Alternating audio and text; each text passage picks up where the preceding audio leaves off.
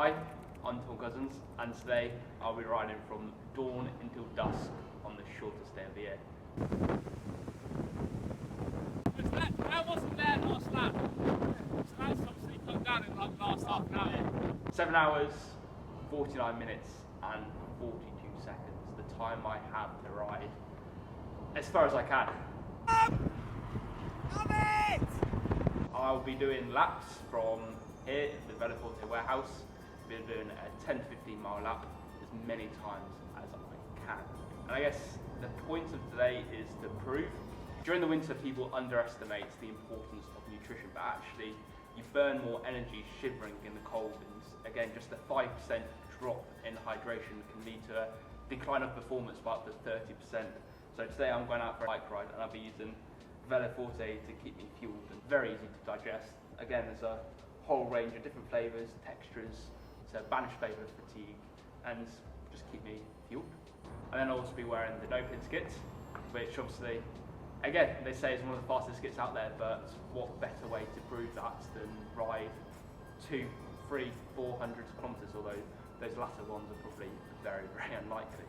And then finally, I'll be riding this Ribble Endurance SLR, which for me is the perfect compromise between speed, comfort and agility. Today's ride is in some questionable weather conditions. It's 40 mile/hour winds, so I'm hoping this will slide through the air like it's nothing. And also handle the crosswind so I don't end up in a ditch somewhere in the middle of Lincolnshire. Yeah, tad nervous, tad windy, but I guess the unknown is kind of exciting. So we'll see. Yeah, see how it goes.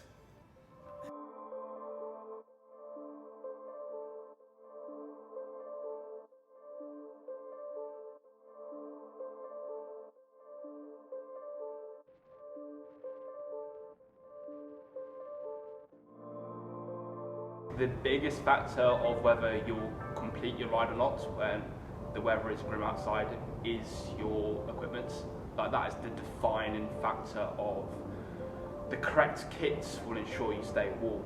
The correct nutrition will mean that you'll stay hydrated and fueled. The correct bike will mean you won't be stuck in the middle of nowhere with a broken, snapped frame, for instance, although that's an extreme example. It's a true testament to the brands. They will get you to that finishing line, and using Veloforte to fuel myself, Nopinz to keep me nice and toasted, and Ribble will be my bike of choice.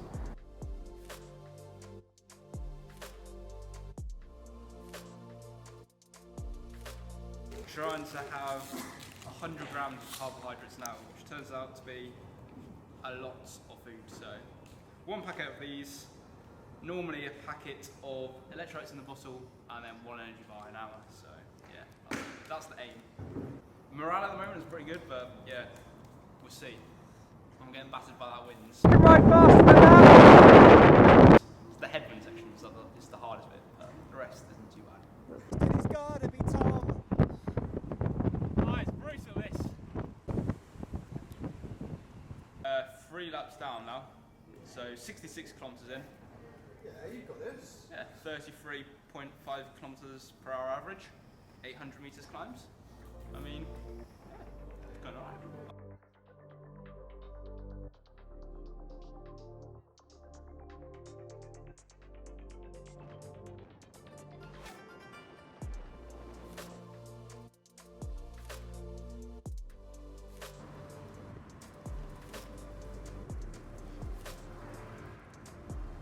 So we've been sat here doing a little bit of editing just whilst Tom's doing his laps, and we've spotted that Tom stopped moving about 15 minutes ago and hasn't moved since.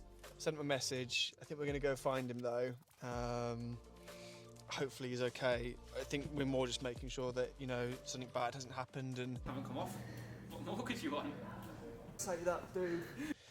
that actually he's going to be alright. So yeah, we'll keep you posted. Hold on. Hello mate, are you okay? Are you okay, dude? Have you crashed? Oh, no, not crashed, but just, cracked. Honestly, this wind, I I didn't expect it to be so bad. I was at the start, like, this is fine. But honestly, the amount of trees that have come down and branches all over the road, I'm just going to give it some time, I think, to... So I'm sat down by the church at the moment. Okay, we're So literally round the corner. Pulled over to the side and, yeah, just having a little bit of a break. Okay. Hey, are you okay? I was like, yeah, this is fine, but then I hit the headwind section and it's just so tough. You know, the amount of branches on the roads, I think at the moment it's need to give it a bit of time to pass over and sort of assess it is before we crack on again. I mean, so far my average heart rate's been 151. That's quite high for you, isn't it? Yeah, quite high. I don't think I was prepared for how windy it was going to be. Like, mate, did you see the branch back there? No, that was mad. And also, when you're driving, you can feel it, can't you? Yeah. It's so windy, you're getting blown all over the place. So God knows how he's getting on.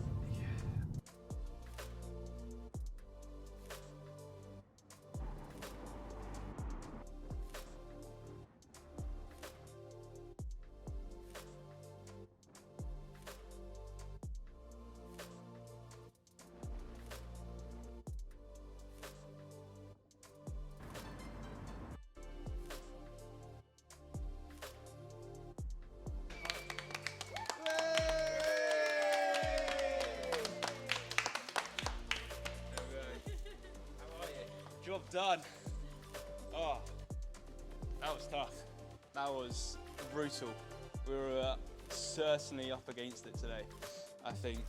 There was like one point where we weren't even sure we were going to finish. No, we trooped on and yeah, got it done. Sun is down and the day is complete. Yeah, what a challenge. It's fair to say that wasn't the most plain sailing of days. We certainly were up against it with the wind out there and occasional shower, but I mean, I think we did pretty well. At one point I wasn't too sure I would finish, but here we are, sat down at the end of the day and it's dark outside. So I think that's a fairly good testimony to the brands involved within the challenge, and yeah, just an overall fairly successful day out. Probably wasn't as far as I would have hoped. In terms of distance, I only actually covered 172 kilometers in 5 hours, 12 minutes. But yes, I don't think I complain too much. So yeah, pretty happy with that. I hit my target of eating every half an hour, which I think to me was the most important aspect. I've done a few ultra distance events in the past, and one time I really struggled with my nutrition, whereas today everything went plain sailing. I didn't have any stomach issues. I felt pretty strong all the way through the challenge, even though I had my foot on the gas the whole way, all the way to the end. And yeah, I don't think you can ask for much more from a nutrition perspective. I didn't get flavour fatigue at all. I had a variety of different flavours, as well as textures from different products to help keep me fueled from Veloforte. And yeah, ultimately get me to that finishing line. And then in terms of the kits, well, yeah, like we've said numerous times, we were up against the winds. And for that, you need kits that is going to cut through. It's like your hot knife through butter. That's a good simile. But no, in all seriousness, the kits was absolutely sublime. I've had problems in the past again with like chamois and shorts, and sitting on a bike saddle for that many hours.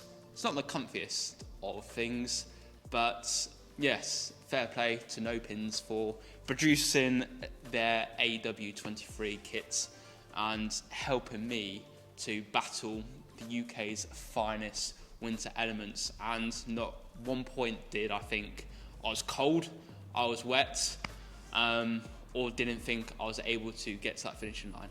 So yes, very thankful for their support. And then obviously the last final component was the bike, which was this Ribble Endurance SLR, which never skipped a beat. It faced some pretty tough conditions out there. The UK roads aren't known for their buttery smooth, fresh tarmac like the Swiss Alps or Spanish coastal roads. But yeah, it got me to that finishing line. We didn't have a single problem at all. It flew up the climbs, but also tackled the crosswinds, flew through the headwinds, and obviously whipped it down the tailwinds. And we even picked up a few KOMs along the way. So yes, it was the perfect balance of speed, comfort, and also agileness up the climbs. So yes, very thankful for the support of Ribble, Nopinz, and Veloforte, of course, for helping make today happen. So bring on the summer solstice.